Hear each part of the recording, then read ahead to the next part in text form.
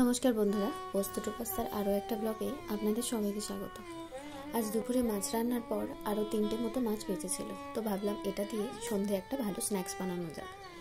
ঠিক যেরকম স্ন্যাক্স পাওয়া যায় বিয়েবাড়ির স্টার্টারগুলোতে।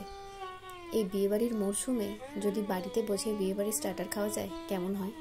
তো প্রথমে 3টে মাছকে আমি একটু নুন হলুদ দিয়ে ম্যারিনেট করে রেখেছিলাম, নুন আর লেবু দিয়ে। তারপর এটাকে সেদ্ধ করে নিলাম। 10 মিনিট মতো সেদ্ধ করলেই হয়ে যায়। আর আমি এটা রুই মাছ দিয়ে করেছি। যখন একটু ঠান্ডা হয়ে আসবে মাছ থেকে কাঁটাগুলো এভাবে ছাড়িয়ে নেব। এরপর কড়াইয়ে তেল গরম হলে পেঁয়াজ কুচি দিয়ে সামান্য নাড়াচাড়া করে একটু আদা রসুন বাটা দিয়ে খানিকক্ষণ কষিয়ে নিলাম। তারপর যা দিতে হয় হলুদ গুঁড়ো, জিরে গুঁড়ো, লঙ্কা গুঁড়ো, ধনে গুঁড়ো সমস্ত কিছু দিয়ে যখন তেল ছেড়ে আসবে তখন মাছটাকে নিয়ে এর মধ্যে দিয়ে একটু ভালো করে কষিয়ে নেব।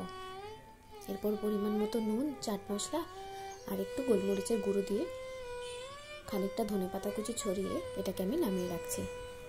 এটা যখন একটু ঠান্ডা হয়ে আসবে তারপর আমার কাজ শুরু হবে। এটা খানিকক্ষণ আপাতত ঠান্ডা হোক। এরপর এতে একটু আলু সেদ্ধ করে আমি মাখিয়ে নিচ্ছি, নাহলে ঠিক বাইন্ডিং হবে না। অল্প অল্প করে আলু দিয়ে আমি দেখে নিচ্ছি, এখনও কিছুটা আলু লাগবে।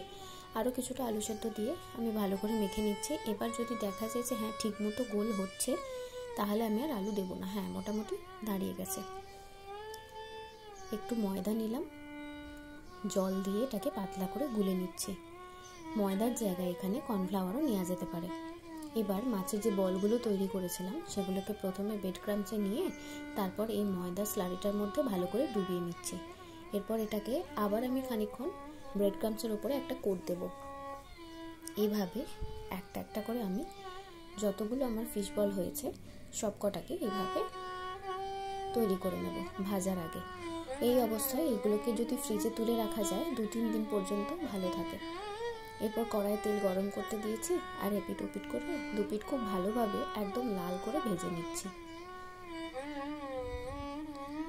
তেল একটু বেশি লাগে এটা ভাজতে, ডুবো তেলে ভাজতে হয়। আর ভাজার পরে তো তেল অনেকটাই বেঁচে থাকে। কম তেলে ভাজতে গেলে মাঝখান থেকে ফেটে যাওয়ার ভাব একটা টেন্ডেন্সি থাকে।